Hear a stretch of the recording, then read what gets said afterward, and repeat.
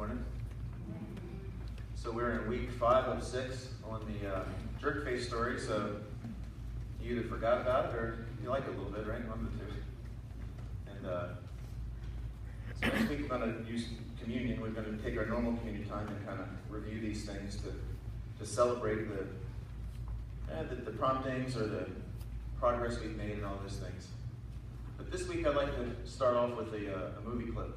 You guys seen the movie A Beautiful Mind? It's an older movie. This is a big plot spoiler, but I feel like it's been out long enough that it's your fault if I ruin it for you, right? So in this movie, there's a guy named John Nash, and he grew up in West Virginia, and he ends up in Princeton. He's a genius, mathematical genius.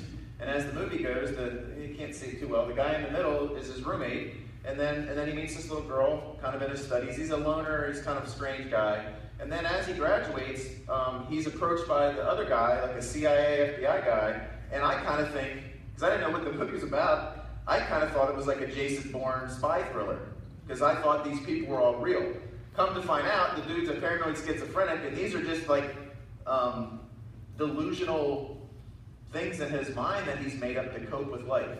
And so the reason that I'm going to do this and show a clip is we're in the stage of the Jerface story called the spontaneous stage. And that's where what we used to do and not know it, we've got to the point where we don't even think about it anymore, we're just living it. And the reason I think this is a powerful clip is he's had these things in his mind his whole life. And in the movie clip, he is just walking off the stage, he has won the Nobel Prize. And these people are still there. And the idea that when we are spontaneous, when we're set free and at the spontaneous stage, it doesn't mean we never have these thoughts again. It just means they don't have the weight and power that they used to. In fact, in many cases, those things that used to hold us hostage now are part of the process of how we live free and know it.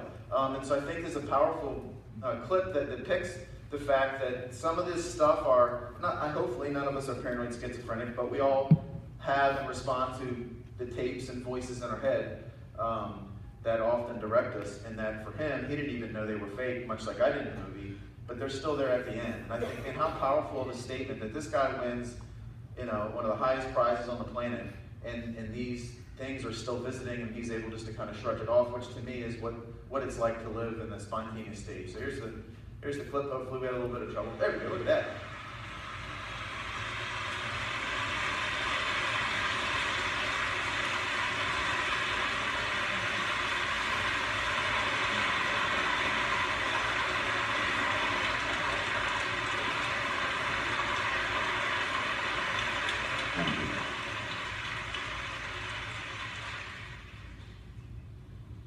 I've always believed in numbers, and the equations and logics that lead to reason. But after a lifetime of such pursuits, I ask, what truly is logic? Who decides reason? My quest has taken me through the physical, the metaphysical, the delusional, and back. And I have made the most important discovery of my career. The most important discovery of my life. It is only in the mysterious equations of love that any logical reasons can be found. I'm only here tonight because of you. You are the reason I am.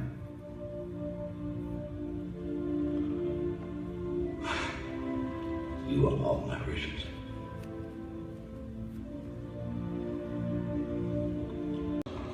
Nothing at all. Come with me, young lady. I'm in the car outside. Steady up. All right.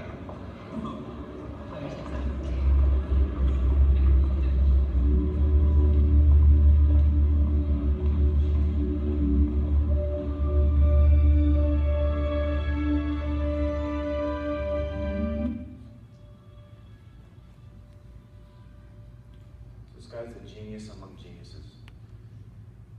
And I just love this depiction, as I just think it illustrates it. If you've been prompted, or you're wrestling with things in the moment, or you're trying to sort through different different stuff is if you think you're failing because you still notice this stuff, you probably always will. Will I always have a nudge of, oh, you're no stupid, or you're stupid, or you're no good? Absolutely, but I can just kind of blow it off. That's just an old friend telling me lies. It's just an old nemesis trying to provoke me. In the movie, they have temper tantrums and scream at him and yell at him and all that stuff, where now they're pretty much submitted to where, to me, this illustrates that Scripture taking captive your thoughts. Did he notice them? Yeah. If he would have engaged in it, he would have been off the races doing a CIA trip or whatever. And so I wonder, can we celebrate living free even though these things are going to be there? They don't have to haunt us, that we can notice them. And I speak to this and giving it some time simply because I think a lot of us think that with that stuff, when we're set free, will just never be part of our life. And that hasn't been my experience, and it hasn't been my observation of people. So let's look at this spontaneous thing today. If you're new or visiting, we're kind of walking through this parable about a guy named Jerface and looking at the stages of how a person is set free. We're using this verse, Romans 8:1. Therefore, there's now no condemnation for those who are in Christ Jesus, because through Christ Jesus, the law of the Spirit of life has set me free from the law of sin and death. And we're breaking it down into 4 stages. I don't necessarily think in real life they go in order. Sometimes I think it kind of goes all over the place. Sometimes I think we're kind of in between or fiddling around. But at some point in time in our life, we get prompted from somebody or something else about something that we didn't even notice. The guy Jerface pouted his whole life to get his way, never knew it, and he was prompted in the story. And eventually he started noticing it, but it was after the fact. Didn't need any other people to do it, but it was 6 days later, which is great progress because he never even knew it in 25 years. Then he started having to make a decision right in the moment. Am I going to pout? Am I going to try to get my way? Or am I going to be a decent person? And eventually, the norm becomes to not only not pout, but not even have to get his way. And that he doesn't have to work on that anymore. It's just now part of who he is. So we'll pick up that part of the story. As more time passes, Jerface starts to recognize in the moment this pouting thing. Right in the middle of conversations, he can make the choice to pout or not to pout. At first, he chooses to pout. He doesn't like it. In fact, he actually hates it. And if you've hit this, you know it. Man, I did it again and I hate it. But hating it doesn't stop. It doesn't make us stop it. It just makes us more annoyed with ourselves. But it's easier, not to mention that pout's all he has actually ever known. But one day he says, what the hey, and he decides not to pout. And guess what? He actually liked it. It was weird. It was really weird. And his friends did not know what to do when he said this. I know we disagree, but I think there are some things right and some wrong things about both of our viewpoints. Now, if you've been around a person that argued and had to get his way all the time, that would be a really weird conversation.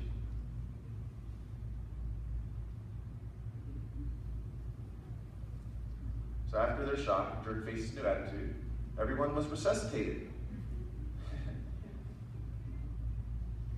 And they celebrated Jerface's newfound freedom.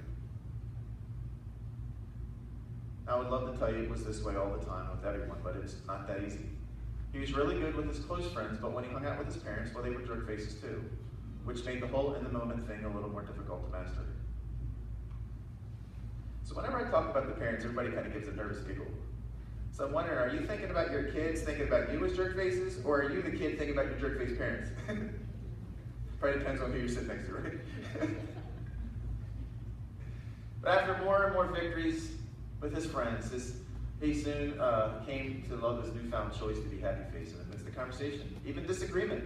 And he learned how to live in the paradox of being both true to himself and still be a loving friend, even with Mr. and Mrs. Jerface Sr.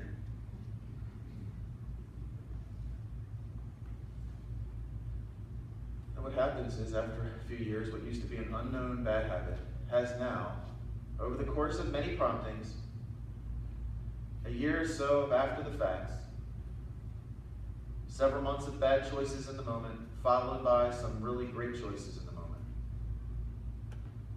is now a spontaneous happening that is rarely ever jerk-faced upon.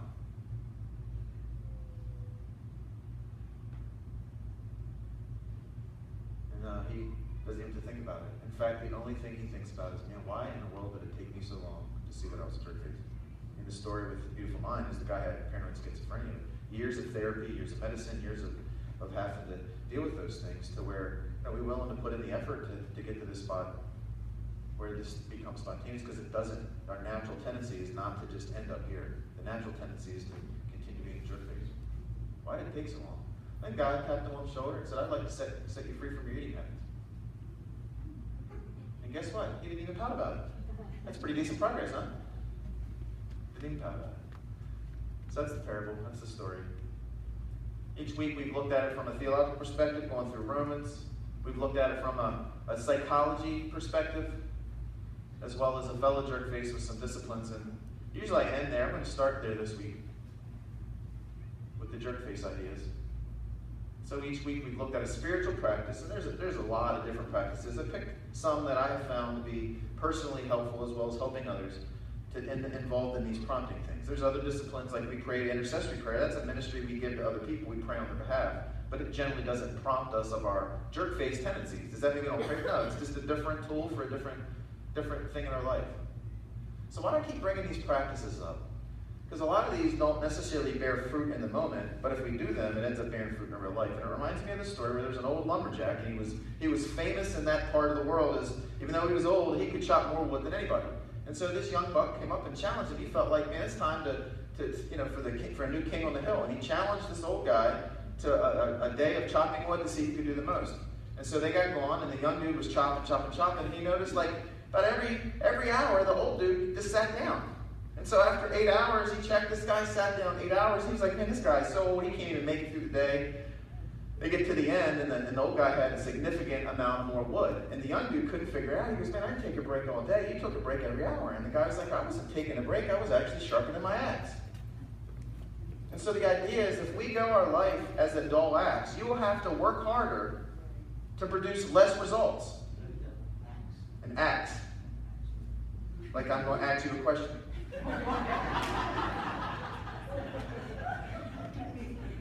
Because we're talking about the truth, right? Okay. So yes, he axed him.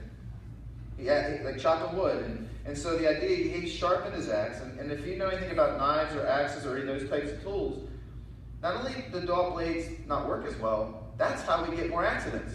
Because it doesn't chop the stuff and it rolls on our foot or whatever. And so spiritually speaking, how do we stop and sharpen our axe? That's what I think these disciplines do. They don't necessarily bear fruit. Sharpening your axe doesn't chop the wood for you. But if we go all day, if we go all week, if we go all month, if we go all the time, and never stop to take note of these things and examine ourselves or listen to God or do these things, we become very dull and not sensitive to the little promptings that God brings our way. So each week we've talked about these. We've looked at a different way of reading the Bible so that we enter the story and can engage in it. We've looked at the idea of spiritual friendships, whether that be counselors or mentors or friends with skills to speak to the things, our blind spots that we don't see about. We've looked at contemplative prayer, where we're learning skills to listen to God. Last week we did examination, and today we're going to look at the idea of unplugging. Unplugging is answering the call to leave the virtual world of technology in order to become present to God and others. Have you ever noticed that you become like this guy with the cell phone? Have you ever lost your cell phone for like 3 seconds? That's horrible, right? That's almost as worse as like somebody setting the nuclear bombs off. My precious, what happened to my precious?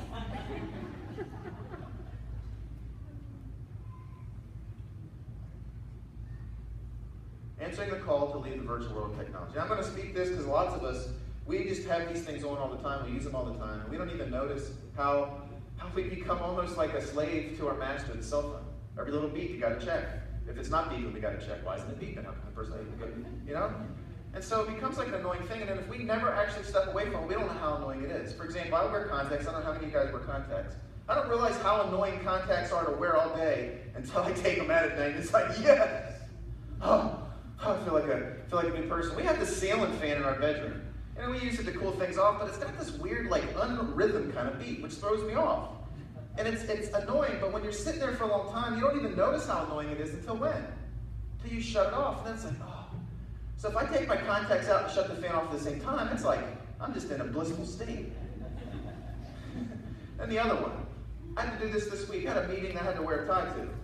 Now, I don't like wearing ties because it makes me feel like somebody's putting me in a really slow sleeper hold. And by the end of the day, and you don't really pay attention to it, then all of a sudden you take the tie off, you take the socks off that are pulling your hairs, and you're wearing shoes that don't quite fit the way you want to walk in. Like, why am I dressed up? Why does this make me professional? I feel miserable. But you don't notice it until you're done with the day.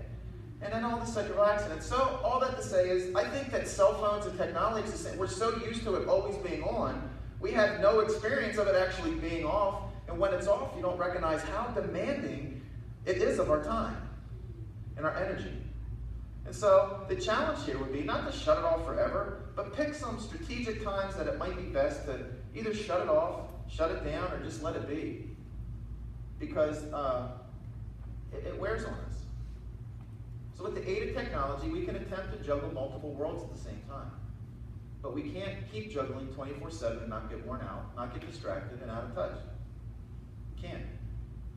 Every little thing, or I'm counting how many likes I get from a picture. I'm doing all these things until where I'm actually living inside this phone and I'm missing the life around me. So here's some practices.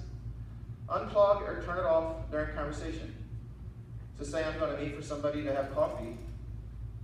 Why in the world I wouldn't just let my kids come up and interrupt the conversation, but I let my phone, right? So why not just shut the thing off? I'm here to talk to you for an hour. I don't think the world's going to end without me. So let me just shut this thing off. No, obviously, hey, you might have a job or might have situations, and how many interruptions? My favorite is, say we're sitting having a really good conversation, the person answers the phone to say what? I'll call you back in a little bit. I'm in a meeting. Well, they could have left a message for that, right? Why interrupt our conversation or the flow of the thing? So turn it off. Here's another idea. But you go to this guy's party. Hey, I'm having some people over. We're going to stare at our phones for a couple hours. Stop by if you get a chance. Bring your phone. Sound fun? Fast. So fast is usually associated with not eating. Fast texting or email or social media when I'm off, when I'm on a weekend, in the mornings, when I'm eating, when I'm talking, when I'm on vacation. I notice for me, if as soon as I get up, if I start checking all that stuff, my mind starts racing. And I can't then go into prayer or meditation or quiet stuff because my mind is already, I might as well just go to work. Where if I wait and do that stuff, I'm still going to get to it. But the reality of it is, who wants a reply from me at 5:45 in the morning? Really? But yet it's, I got to do this thing. It's like a taskmaster. I got to do it. Or even when I'm eating, you go out to eat, it's like a whole family sitting there on the phone. Everybody, not just kids, it's everybody. And it's like, okay, there's times for that, but we all, we're in our family. I always think it's funny, like we look in the room and TV's on and all of us are sitting on our phones doing different stuff. So pick a time to do it. And my thing is if we practice them with real people, if we can't even pay attention to real people, how much harder is it to pay attention to God? Because if you can't do it in the flesh, you can't do it in the spirit. And we think it's just a today issue. Here's a picture of in the 40s on the subway. It's their version of cell phones. I don't think they were having deep conversations then. Lots of times people would blame it on the younger generation or kids or different things. And it's all of us. We live distracted lives. And how do we step away from that? How do we enjoy an activity without actually having to photo it or post it?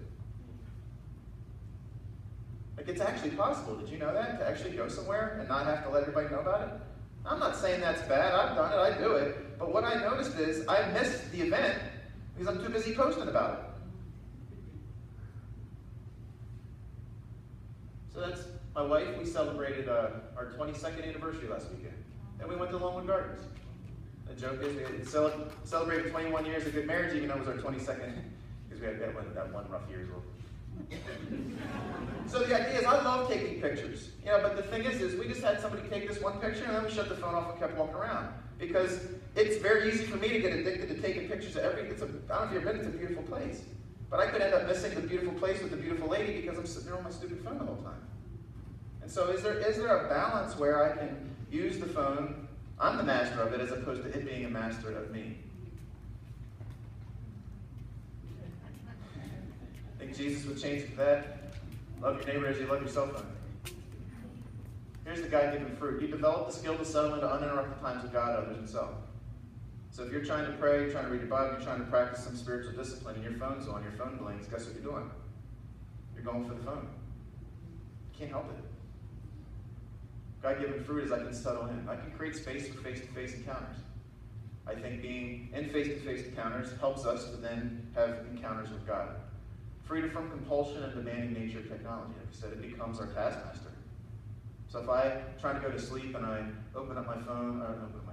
turn on my phone and check my emails, if I got a bunch of emails from work, it's 11 at night, the likelihood of me falling asleep anytime soon is slim to none. Not to mention, I'm not going to solve the problems or even have anybody to communicate with. And now I just wasted a good night's sleep on something I could have checked easily in the morning. Gives us the gift of presence. I know for me, if we were sitting and talking somewhere and I'm sharing my story and you answer your phone, that's going to be the end of my story. I feel like, hey, if you want to be on your phone, now obviously if you're in a business situation and you have to, it's different, but if we're out, it's hard for me to re-engage. I'm not saying that's right. It could be a jerk-face thing for all I know. I haven't been prompted yet, but the reality of it is, if people don't have the gift of presence, then it's probably not somebody I really want to get into a deep conversation with. So all of these things, God-given fruit, like a lot of these spiritual disciplines, it's like peaches, man. They're getting ready to come into season. I don't know if you like peaches, but man, peaches in New Jersey almost make it worth it to live here. I mean, they're that good. That tomatoes, right? In the right time of year. I like to go down. There's a place out in the middle of nowhere I get these peaches from. And the thing is, they spend all year doing all kinds of different things. Probably each season they have stuff to do with these trees for one little 2-3 week period in August when these things are glorious. And so the same idea with these disciplines is, if we do these things in private and with our friends, the fruit comes up in its own season. But I think a lot of times we expect, okay, I'm going to shut my phone off and meditate, I'm going to have this glorious thing. No, I'm cultivating, I'm pruning the trees, I'm fertilizing, I'm taking care of weeds, I'm doing all this stuff so that when the time comes, my system is ready to bear the God-given fruit that God gives us. So that's the jerk-face thing. So my question, the prompting, are you present or are you distracted? Are you so distracted that even if you have your cell phone off, you can still feel it vibrate in your pocket? You ever had that happen? That's embarrassing. Nobody knows, but that's embarrassing when that happens. Like, man, how addicted am I to this thing? I'm checking it and it's off. Am I present with God? Am I present with people? Am I present with myself? Or is that thing training me to just always be distracted and always on? So here's the theology part of it. You can look at Romans 7:21, all the way up to 8. So we're back in 7, working our way up to what Paul is saying with this therefore is therefore. In regards to being set free, we're now at the theological spontaneous section. So a little rearview mirror. Here's where we landed last week. My interpretation of Romans 7:12-20. Spiritual things, especially the Bible, are excellent tools to help us see our true self. Paul's spending lots of time prompting them that just living according to the rules of the Bible is not going to set us free. But they're excellent tools to help us see our true self. But to take full effect, the off-the-mark stuff in us must actually die. The hard part is that even if we 100% believe that the off-mark stuff is bad, even if we promise to never do it again, even if we know why we do it, we still do it again. Something in us doesn't want that part to die. And worse is the healthier that we get, the more that process drives us crazy. When we're not healthy, we don't even notice it. As you get healthy, that process drives you crazy. Paul gives a solution. So this is Paul's observation within himself. So I find this law at work. When I want to do good, evil is right there with me. For in my inner being I delight in God's law, but I see another law at work in the members of my body, waging war against the law of my mind, and making me a prisoner of the law of sin at work with my members. So he uses the word law there a bunch. So to me, whenever I'm reading scripture, I'm reading anything, if somebody uses the same word a lot, even though our English teachers didn't like that, when I see it, I say, man, that must be really important for him to say the same word that many times. And so I get to thinking, is he talking about society laws, like rules and courts and all that stuff, a rule of conduct recognized by a community as binding and enforceable by authority? I don't think so. He's saying there's a law within him. So I think he's talking about something closer to like natural laws. Now, he's way before Isaac Newton and gravity and all that stuff, but I think by observation, he's kind of using the word law as an example. So natural law, like gravity. Natural power that always acts the same way. It's always so. It permits no exception, and it's not manufactured by human effort. So when we see this word law, I think he's given an example that it's like gravity. It always acts the same way, and there's not anything we can really do about it. So the question that I ask you, and I think this is what Paul's kind of getting at, when natural law and human will are in conflict, who wins? When natural law, gravity, and me are in conflict, who's going to win? What do you think? Want a demonstration? Lost again. Law, yeah. So here's an example. This little guy here, his name's Nate Robinson. He is my height. He's 5'9". He's jumping over a man that's 6'10". Drew, how tall are you? 6'3"? So say Drew was standing here. Do you think I could run and jump over him? You want to try it out? Yeah, the answer is no. I'll run into him. So not only is he jumped 5'9", my height, he's jumping over a guy 6'10", 7 inches taller than anybody in this room, and he's dunking a basketball at 10 foot.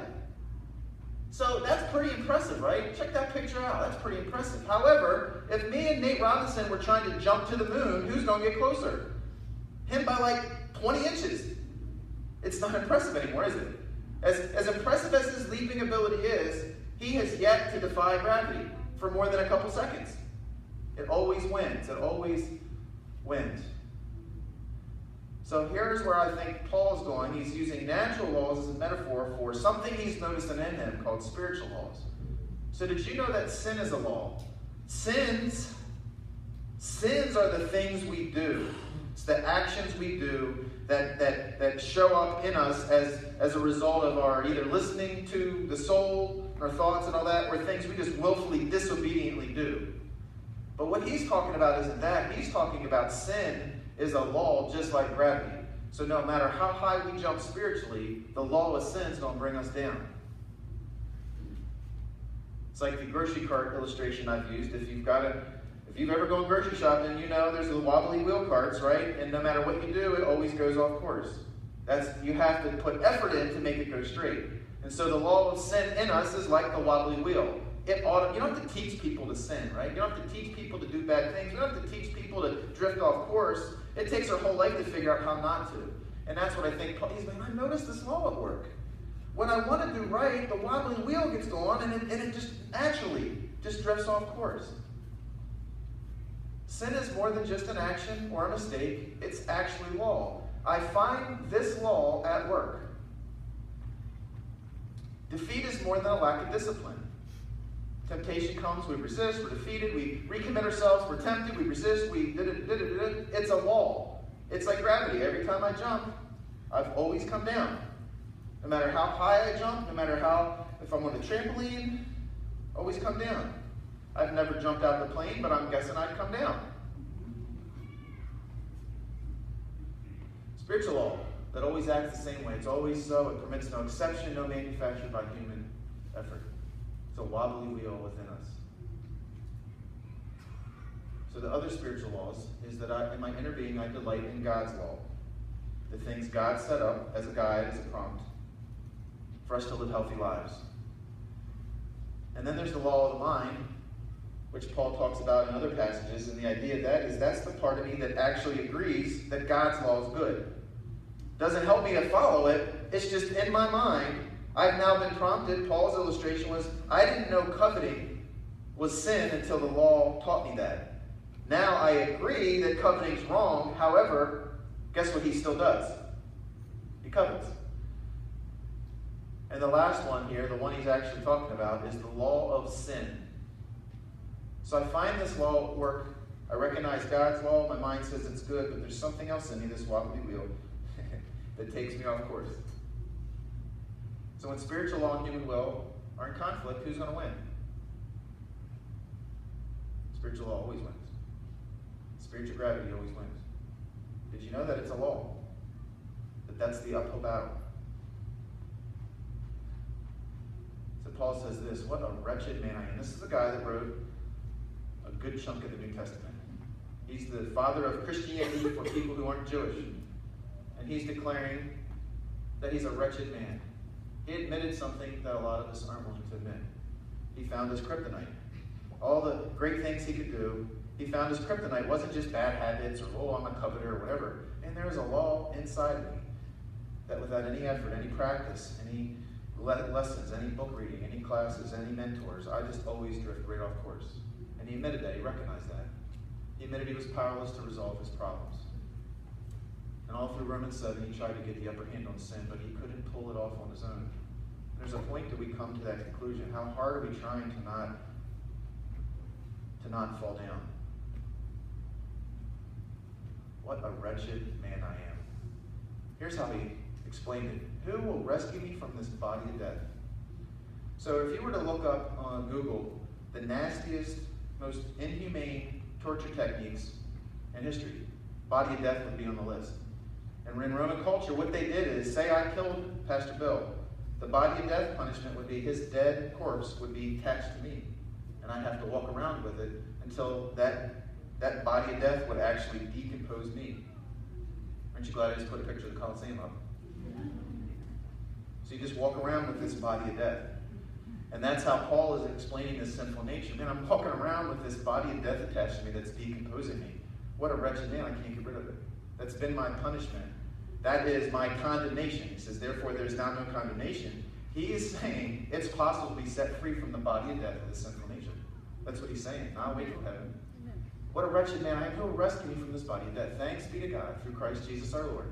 So that I myself in my mind am a slave to God's law, but in the sinful nature a slave to the law of sin. So a lot of times when we sing these songs about being set free and grace, we think about the legal aspects of what Christ did on the cross.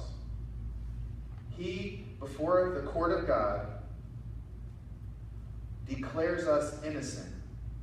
And that the fine of our crimes, our sins, which was hell, he's saying now that we are innocent of those. That's what it means to be forgiven. Should we sing songs about it? Absolutely. That's just not what Paul's talking about.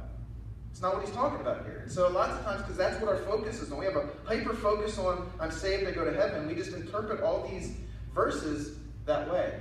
Does that make it any less true? No, it's just that's not what he's talking about. Sometimes we talk about the service that Christ did. I am redeemed.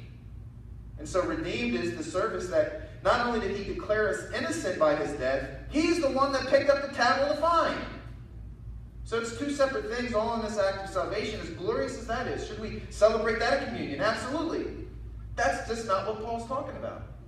In this passage, what he's talking about is freedom. And that I can live in the here and now as a slave to God's law, the thing I agree with, and I can live as I've been created to live, here and now on earth, in my life, set free from all the stupid things we believe and think and feel.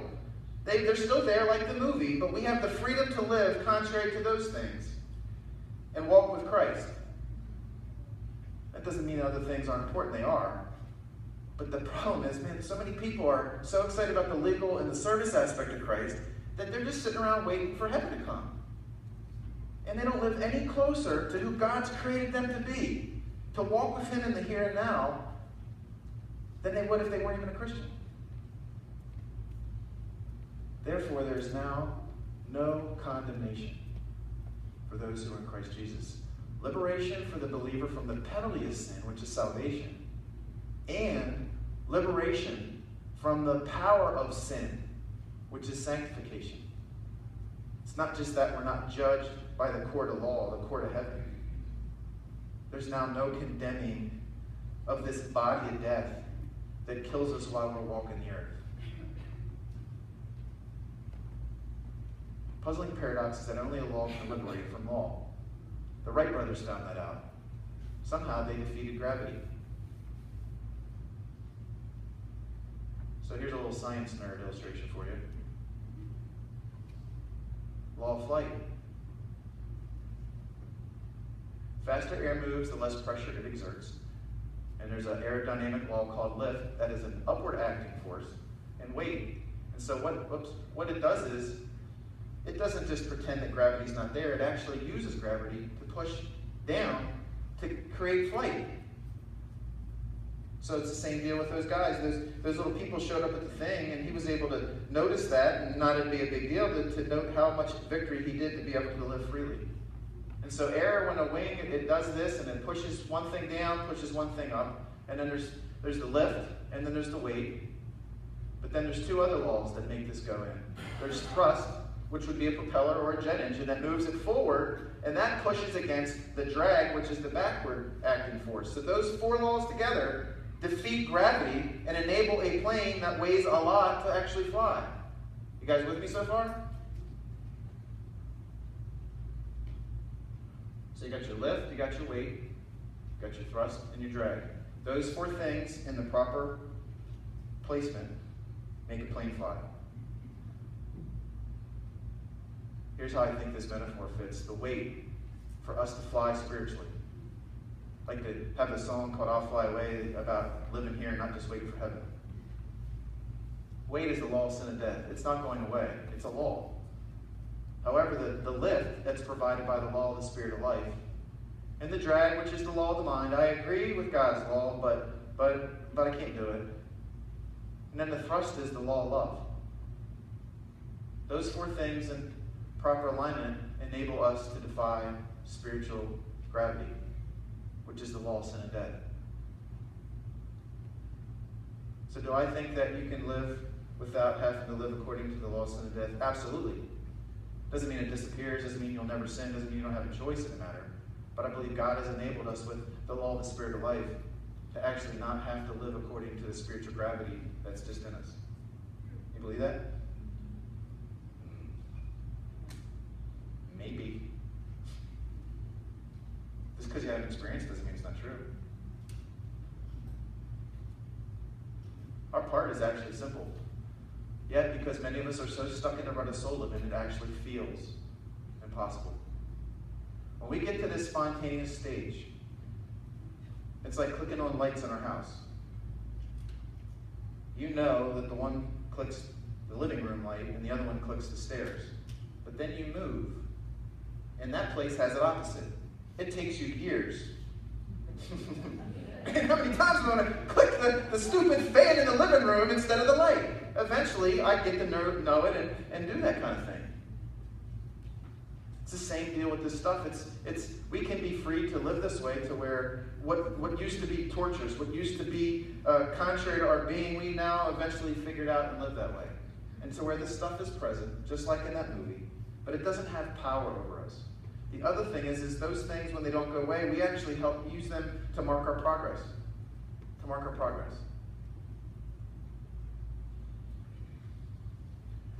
So this theologically puts us at this fourth stage. So he started prompting them, don't you guys know you're trying to live according to the law and the rules and it's not setting you free, prompts them. And then he shares a story. I wouldn't have known if it wasn't for the law.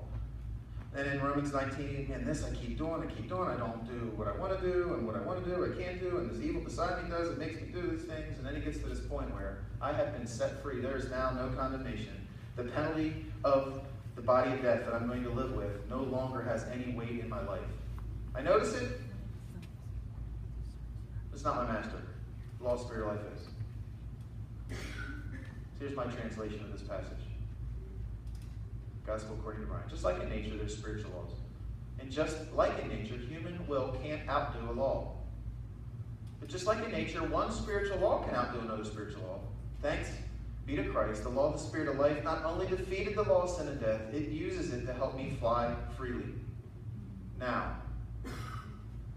Not just when I get to heaven.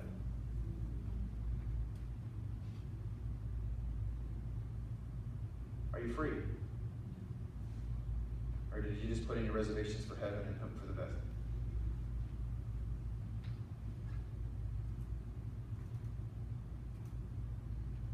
A couple ideas. If we were to uproot one Jerface item each year, we would soon become healthy. The temptation, though, is we want to notice these things and then do them all at the same time. But my observation with people and my own experiences, when we attempt to get rid of 10 things at the same time, we end up quitting in a week. And worse, it fortifies the false belief. Because if I believe this and then I failed at it, it almost makes the stronger argument that I have to be true because you can't beat me. and then we become hopeless. So what if we got just rid of one thing? The jerk-faced pout, and then I recognize it's not really about pouting, it's about having to get my way, and then I deal with my eating habits, and then I notice I'm anxious all the time, or I notice a flinch that every time this person says it, I flinch. And then after a few years, I'm dealing with all these things. The biggest one is still present. But now all the energy this guy has because the dead weight that he's been carrying, the body of death that he's been carrying with all these other issues. The other thing I notice, it becomes like a snowball effect. Once I make it through a couple of them, I have energy, but I've also won victory. And I know the process, and I can actually look forward to the process as opposed to dreading it. Well, I get to be in an accountability group where people prompt me, as opposed to like, oh goodness, what are they going to tell me this time? I can acknowledge my fears and not allow them to dictate and tell me what I can and can't do. What if having to get rid of all the stuff at the same time is actually a jerk-faced belief or behavior that might be foundational to the whole mess? What do you think of that? There's one for you. What if that need to get rid of all this stuff, now I see it and I can't not just not deal with it, is actually a jerk-faced false belief that's actually holding up the whole process? Psychologists speak of this. They call it cognitive distortions, which are exaggerated thinking patterns that have a destructive impact on the life of a person.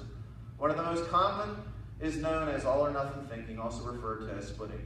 And I would bet you church people have this all over the place in their beliefs about God. Since I think it about me, then God must be thinking about me too. We have it in our marriages, and somehow we pick this up.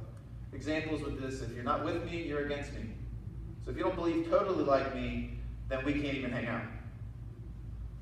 Or if I disagree with your behavior, then I want to disassociate you, because if I hang out with you, that means I'm condoning it. No, it doesn't. Where do we go up with that stupid thing? You're either all good or you're all bad. Hey, because this wasn't a complete success, that means it's a total failure. Does it? It could have been a 90% success. You could be a baseball player in the Hall of Fame and you're only successful 30% of the time. Decent job. This sort of extreme thinking is associated with depression and frustration. Why? How could it not be? Perfectionism rarely begets perfection. If you're a perfectionist, you're going to be frustrated and disappointed. Why is that? Because nobody's perfect. If that's your standard, where did you pick up that lie? That for you to be good, for you to be smart, for you to be worthy, for you to be happy, for you to be all these things, you have to be perfect. It's impossible. So that means if those things are true, guess what? You're never going to be good, worthy, or happy. You're just going to be an ugly clown oaf that nobody should pay attention to because you're not worthy of it. Pragmatism has no such hang-ups. Practically speaking, that's what it is. Practicality takes what it can get. We're not going to be perfect if such a thing is actually true. Our pursuit should be aimed at progress, however little it's possible for us to make. Are peach trees impressive in December? No, they're pruned back. They're kind of ugly looking. Are roses nice looking in February? Are there seasons in our life where it might not look in outward progress? Absolutely. But can we celebrate that? That's my last question in the room. Can you celebrate progress even if you're not perfect? Because if you can't, you're probably not going to celebrate anything. If I have to wait for until I'm perfect to be a parent, I wouldn't have any kids. If I had to wait to be perfect to get married, I'd still be single. If I had waited until I was perfect to be a pastor, I would be sitting there listening to some other non-perfect person pretending. So here's my 3 little prompts for you to reflect on. Are you a slave? Are you free? Are you striving for perfection or progress? Are you distracted or are you present? So I got some homework for you. Next week we're going to celebrate communion with Jerface. We're going to celebrate what was the last Passover, the celebration of the law, and the first supper, which was the new covenant. All this stuff Paul's talking about, that's what we're asked to remember and reenact right here. And so my question for you to reflect on this week: can communion be a celebration of freedom? Not perfection. Be a celebration of freedom. That why I got prompted in this series. Or, well, I noticed that I'm actually living this stuff out. Doesn't mean I don't have 10 million other issues. Or, wow, I can actually focus on one thing instead of all 50,000. Can we do that? I was telling Pastor Bill that if I had thought of this earlier, you know how we do like the hope stars and the crosses at Easter and the stars at Christmas? I was thinking we should make little jerk face pins that you have to wear all week long and then come in and tell your jerk face story. But we're a little late in the game for that. But as we come and celebrate what Christ has done with his body and his blood for us, to not just be legally saved or redeemed, that he paid the price. We can celebrate that stuff, and we should. But on this one, celebrate the fact that he's given us, through his life and through his resurrection, the spirit of life, to spiritually fly in the face of spiritual gravity daily, now. Now there is no condemnation. That's what it says. Not when we die. It says now there's no condemnation in us. So here's my closing prayer for us.